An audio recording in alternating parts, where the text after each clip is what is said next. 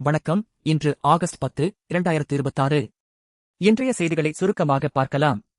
தமிழக வெற்றி கூட்டணியுடன் இணைந்து போட்டியிடும் வாய்ப்பு நிலவியது.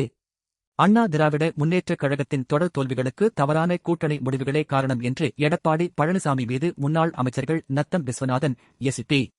வேலுமணி ஆகியோர் பரபரப்பு குற்றச்சாட்டை தெரிவித்துள்ளனர். சென்னை கோட்டை பகுதியில் சுதந்திர தின விழா ஏற்பாடுகள் தீவிரம். முதல் அமைச்சர் விஜய் முதல் முறையாக தேசிய கொடி ஏற்றுகிறார்.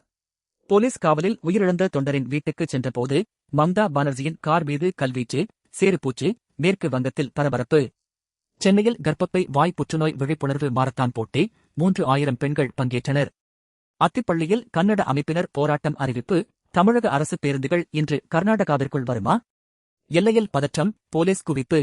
ரூபாய் 1500 கோடியை வசூலித்து வைத்துக் கொண்டு விவசாயிகளுக்கு இலவச மின் இணைப்பு வழங்காமல் இருப்பது ஏன்? டாக்டர் அன்புமணி ராமதாஸ் அறிக்கை. கல்வி நிறுவனங்களில் தமிழ்த்தாய் வாழ்த்து முதலில் பாடப்பட வேண்டும். சட்டசபையில் தனித்த தீர்மானத்தை முதலமைச்சர் விஜய் முன்மொழிகிறார். சென்னை விமான நிலையத்தில் ரூபாய் 4 கோடி மதிப்பிலான உயர்ரக கஞ்சா பறிமுதல், மலேசிய வாலிபர் கைது. கள்ளக்குறிச்சியில் ஓடும் லாரியில் இருந்து 10 மடிக்கணினிகள் திருட்டு, போலீசார் விசாரணை. சென்னையில் ஆவின் பால் தட்டுப்பாடு, பொதுமக்கள் அவதி. புதுச்சேரி முன்னேற்றத்தில் தனிக்கவனம், யூனியன் பிரதேசங்களை பலப்படுத்த பிரதமர் மோடி உறுதி, மத்திய மந்திரி அமித்ஷா பேச்சு. திருப்பதி ஏழுமலையான் கோவிலில் பக்தர்களிடம் தங்கும் அறைகள் மோசடி, 6 இடைத்தரகர்கள் கைது.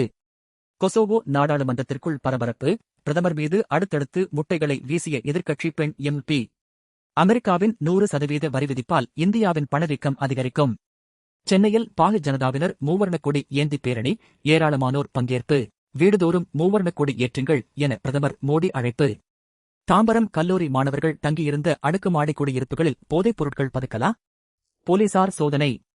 டால்பின் சூறாவளி அச்சுறுத்தல் எதிரொலி, சீனாவில் 5 லட்சம் பேர் வெளியேற்றம், 1600 விமானங்கள் ரத்து.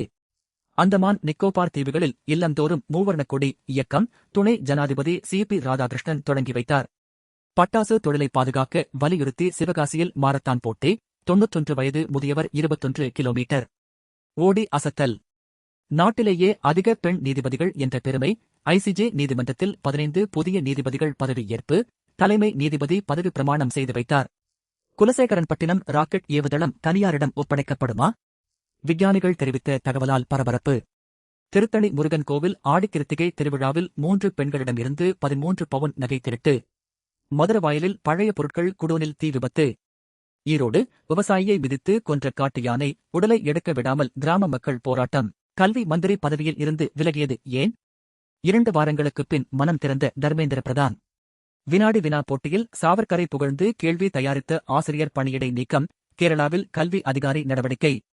கேரள மந்திரிக்கு சவால் விடுத்த பிரபல ரவுடி கைது.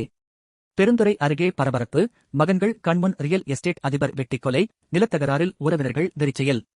வேறு நிறுத்தத்தில் இறக்கிவிட்டதால் ஆத்திரம், பஸ்ஸின் முன்பக்கத்தில் தொங்கியபடி டிரைவரிடம் தகராறு செய்த பயணி. சமூக வலைதளங்களில் வீடியோ வைரலாகி பரபரப்பு. நீலகிரி மலைப்பாதையில் 300 அடி பள்ளத்தில் கார் கவிழ்ந்து 3 பேர் பலி, திக்க வீட்டுக்கு சென்றவர்களுக்கு நேர்ந்த பரிதாபம். இனி வாகனங்கள் ஒன்றோடு ஒன்று பேசும், விபத்துகளை குறைக்க வருகிறது V2V தொழில்நுட்பம். பச்சை நிறமாக மாறிய மேட்டூர் நீர்த்தேக்க பகுதி, கர்நாடக ரசாயன கழிவுகளால் நோய் பரவும் அபாயம். ஒகேனக்கல், மேட்டூர் அணைக்கு நீர்வரத்து தொடர் சரிவு, தொகுதி மறுவரையறை விவகாரம். பாரதிய ஜனதாவுக்கு திமுக மறைமுக ஆதரவு என அமைச்சர் நிர்மலா சீதாராமன் குற்றச்சாட்டு. போலி ஆவணங்கள் மூலம் சிட்கோ நிலம் அபகரிப்பு, முன்னாள் அமைச்சர் மா. சுப்பிரமணியன் மீது குற்றச்சாட்டு பதிவு, சிறப்பு நீதிமன்றத்தில் விசாரணை தள்ளிவைப்பு. விமானம் திடீரென கீழே இறங்கிய விவகாரம், ஏர் இந்தியா விமானிகள் போதைப்பொருள் பயன்படுத்தினார்களா? தற்காலிக பணிநீக்கம், தீவிர விசாரணை. புனே பாராமதி விமான நிலையத்தில் பரபரப்பு, ஓடுபாதையை விட்டு விலகி புல்வெளியில் பாய்ந்த பயிற்சி விமானம். மாணவர்கள் மீதான போலீசாரின் அடக்குமுறைக்கு அமித்ஷா பதில் சொல்ல வேண்டும் என ராகுல் காந்தி மீண்டும் வலியுறுத்தல். Tamil Nadu premier league cricket SPC super Gillies முதல் வெற்றி, திண்டுக்கல் அணியை வீழ்த்தியது. உலக ஜூனியர் தடகளம், இந்தியாவுக்கு மேலும் 2 பதக்கங்கள், பசந்த்குமார், ஷானவாஸ் வென்றனர். கொரியா மாஸ்டர்ஸ் பேட்மிண்டன், இந்திய வீராங்கனை அஷ்மிதா சாம்பியன். மீண்டும் நாளைய செய்திகளில் பார்க்கலாம். நன்றி, வணக்கம்.